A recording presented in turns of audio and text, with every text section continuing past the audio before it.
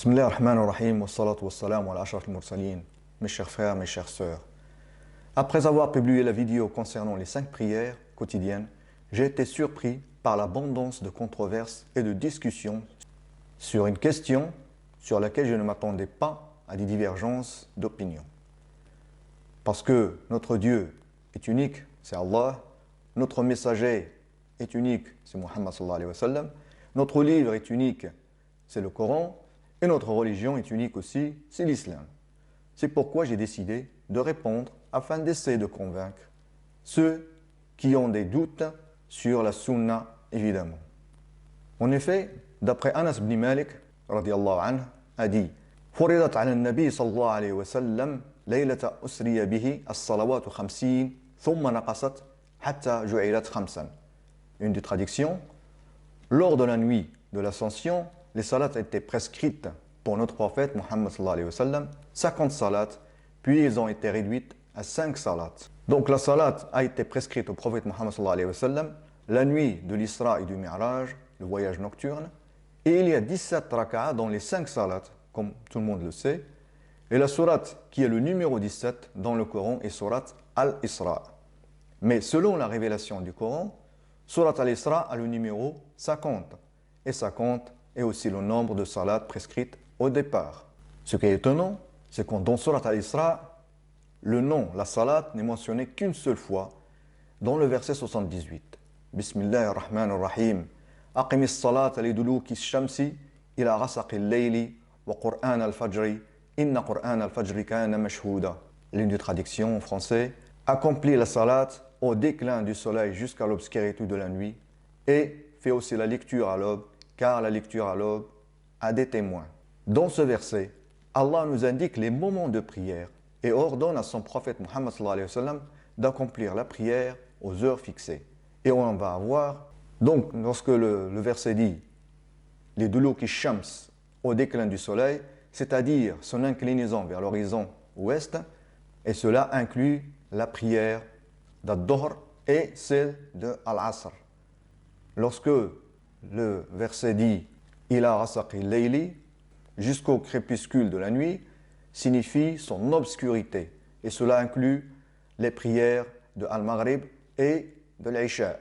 Et l'expression wa Qur'an al-Fajri, la lecture à l'aube, signifie la prière de Al-Fajr. Et on l'appelle ainsi car il est recommandé de réciter le Coran plus longtemps, car la prière de Al-Fajr se fait en présence des anges de la nuit et des anges du jour.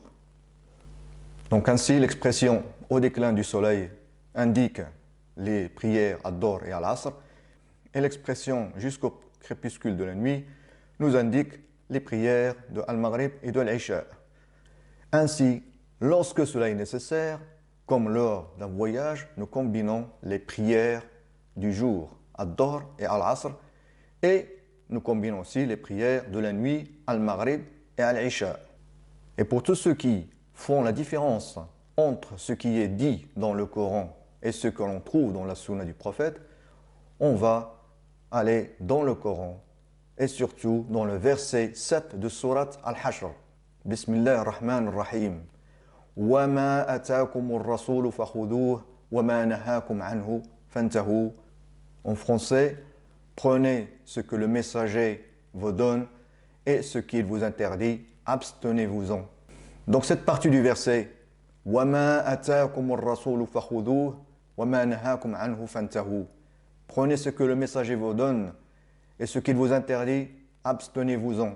Ce qui signifie tout ce que le messager d'Allah vous commande de faire, faites-le. Et tout ce qu'il vous interdit, évitez-le, car il n'ordonne que le bien et interdit le mal. Voilà une petite histoire qui s'est passée à l'époque de Abdullah ibn Mas'ud.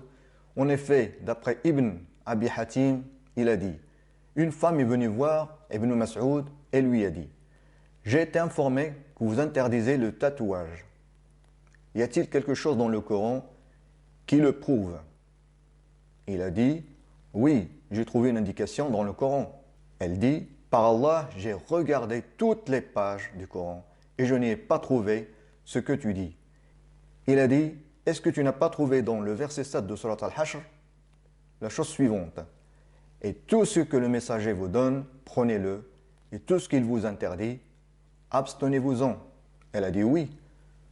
Il dit, j'ai entendu le messager d'Allah interdire le tatouage, ce qui prouve que l'on doit respecter tout ce que le prophète nous a dit et tout ce qu'il a fait.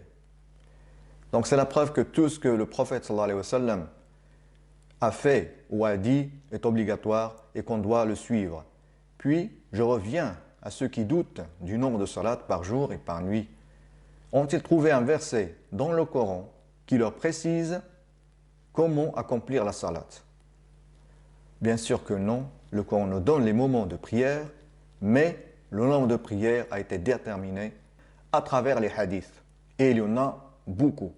Et si nous leur demandions comment ils prient, la manière d'accomplir la salat n'est pas détaillée dans le Coran. Mais le messager d'Allah a appris à prier auprès de l'ange Gabriel, alayhi salam, et ensuite il l'a enseigné à ses compagnons. Ainsi, les ablutions, la prière, le jeûne, la zakat et le hajj sont mentionnés dans le Coran, mais nous prenons la manière de le faire à partir de la sunna du prophète sallallahu alayhi wa sallam. Donc ainsi, le nombre de prières qui est de 5 par jour et par nuit, il a été mentionné dans de nombreux hadiths, notamment les suivants.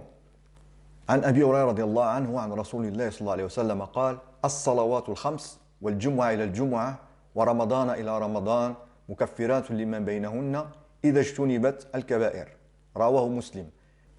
En effet, Abu Huraira relate que le messager d'Allah a dit: les 5 prières obligatoires, le vendredi jusqu'au suivant, et le mois de Ramadan jusqu'à celui qui le suit, sont des actions qui expient les péchés commis, tant qu'on en évite les grands péchés. Donc vous avez bien qu'il a parlé des 5 prières, des 5 salats. Dans notre hadith, عن أبي هريرة رضي الله عنه قال سمعت رسول الله صلى الله عليه وسلم يقول أرأيتم لو أن نهرا بباب أحدكم يغتسل منه كل يوم 5 مرات هل يبقى من درنه شيء؟ قالوا لا يبقى من درنه شيء. قال فذلك مثل الصلوات الخمس يمحو الله بهن الخطايا.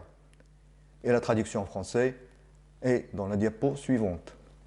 Donc ce qui veut dire, d'après Abu Huraira, qui relate que le messager d'Allah a dit: voyez-vous, si à la porte de l'un d'entre vous coulait une rivière où il se baignait 5 fois par jour, resterait-il quelque chose de ces souillures?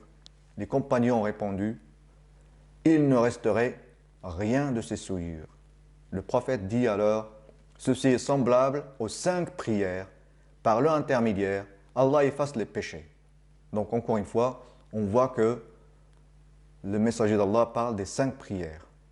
Un autre hadith qui dit, sous l'autorité de Aïcha, elle dit, le messager d'Allah a dit: من ثابر على 12 ركعة من السنة بنى الله له بيتا في الجنة 4 ركعات قبل الظهر وركعتين بعدها وركعتين بعد المغرب وركعتين بعد العشاء وركعتين قبل الفجر.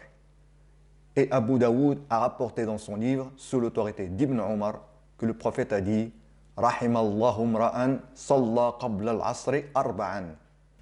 En effet, sous l'autorité d'Aïcha, elle dit, le messager d'Allah a dit: quiconque persévère à accomplir les 12 raka'at de la sunna, Allah lui construira une maison au paradis. 4 raka'at avant al-dhuhr, 2 raka'at après, 2 raka'at après al-maghrib, 2 raka'at après al-isha et 2 raka'at avant al-fajr. Et en plus, Abu Daoud a rapporté dans son livre, sous l'autorité d'Ibn Omar, radiallahu anhuma, que le prophète sallallahu alayhi wa sallam a dit: Allah fait miséricorde à un homme qui fait 4 raka'at avant salat al-asr. Donc, à travers ce hadith prophétique, nous confirmons le nombre de prières obligatoires et qu'il s'agit bien de 5 salats par jour et par nuit. Et nous avons aussi les noms de ces salats: salat al-fajr, salat al-dhuhr, salat al-asr, salat al-maghrib et salat al-isha. Barakallahu fikum et qu'Allah vous facilite. Wassalamu alaikum wa rahmatullahi wa barakatuh.